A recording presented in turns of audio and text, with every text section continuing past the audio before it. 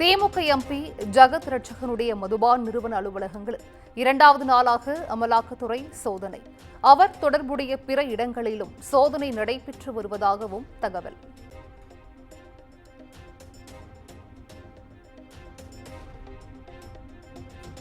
தமிழ்நாடு டாஸ்மாக் தலைமை அலுவலகத்திலும் 2வது நாளாக சோதனை. அமலாக்கத்துறை அதிகாரிகள் சோதனை நடத்தி வருவதாக தகவல்.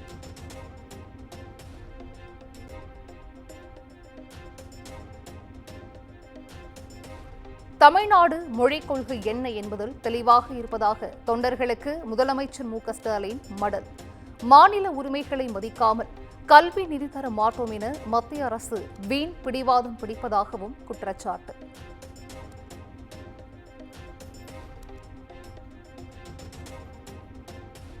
ஹிந்தியை நாட்டின் ஆட்சி மொழியாக்கும் முயற்சிதான் ஹிந்தி திணிப்பு என்று முதலமைச்சர் மு.க.ஸ்டாலின் குற்றச்சாட்டு. மும்மொழிக் கொள்கை என்ற போர்வையில் ஒரு மொழியை படிக்கலாம் என்று பாஜக அரசு பசப்புகிறது எனவும் விமர்சனம்.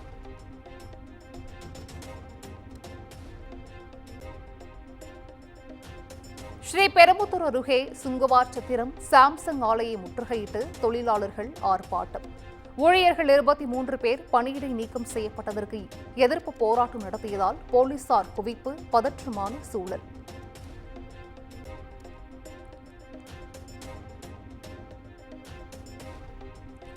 ராணிப்பேட்டை அருகே தக்கோலத்தில் நடைபெற்ற CISF 56வது ஆண்டு விழா. சிறப்பு விருந்தினராக கலந்து கொண்ட மத்திய அமைச்சர் அமித் ஷா வீரர்களின் அணிவகுப்பு மரியாதையை ஏற்றார்.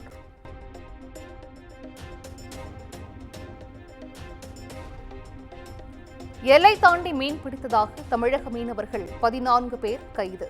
இலங்கை கடற்படையின் அட்டூழியத்தில் மீனவ மக்கள் கொந்தளிப்பு.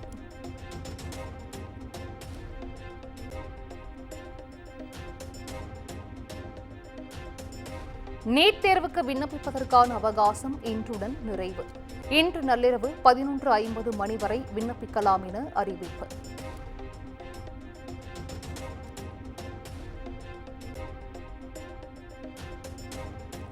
அரசு நிறுவனங்களை கமிஷன் மையங்களாக இயக்கியதன் விளைவுதான் அமலாக்கத்துறையின் சோதனை. டாஸ்மாக் நிறுவனத்தில் நடைபெற்ற சோதனையை குறிப்பிட்டு அண்ணாமலை விமர்சனம்.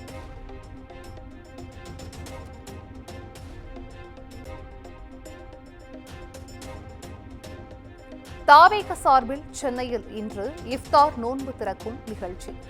விஜய் ஒருநாள் நோன்பு கடைபிடித்து தொழுகையில் ஈடுபட உள்ளதாக தகவல்.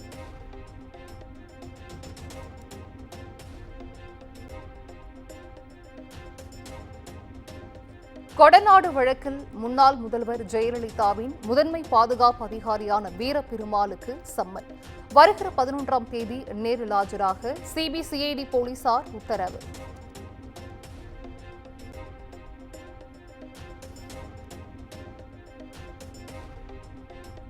கொடைக்கானல் பேரிஜம் ஏரியை பார்வையிட அனுமதி. வனத்துறை மீண்டும் அனுமதி வழங்கியிருப்பதால் சுற்றுலா பயணிகள் மகிழ்ச்சி.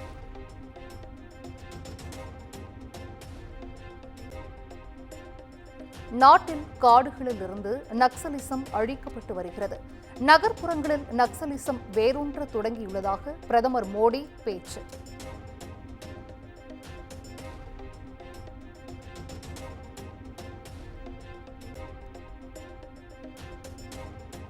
காஷ்மீரின் ஒரு பகுதியை சீனா ஆக்கிரமித்துள்ளது குறித்து பேச மறுப்பது ஏன்? மத்திய பாஜக அரசுக்கு ஜம்மு காஷ்மீர் முதலமைச்சர் உமல் அப்துல்லா கேள்வி.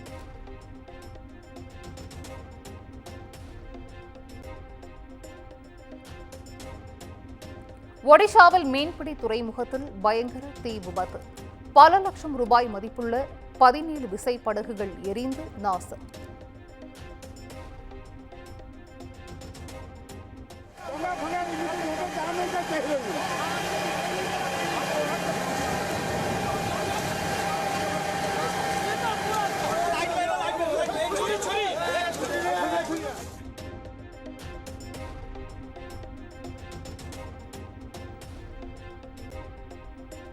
அனைத்து பணைய கைதிகளையும் உடனடியாக விடுவிக்க வேண்டும்.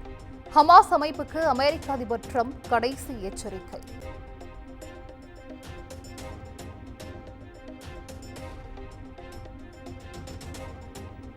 ஓய்வு முடிவை திரும்ப பெற்றார் இந்திய கால்பந்து ஜாம்பவான் சுனில் சேத்ரி. இம்மாதம் நடைபெறவுள்ள ஃபிஃபா நட்புறவு போட்டியில் பங்கேற்க இருப்பதாக அறிவிப்பு.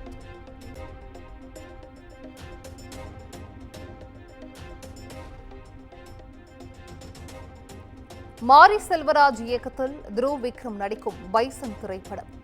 படத்தின் ஃபர்ஸ்ட் லுக் இன்று மாலை 5 மணிக்கு வெளியாகிறது.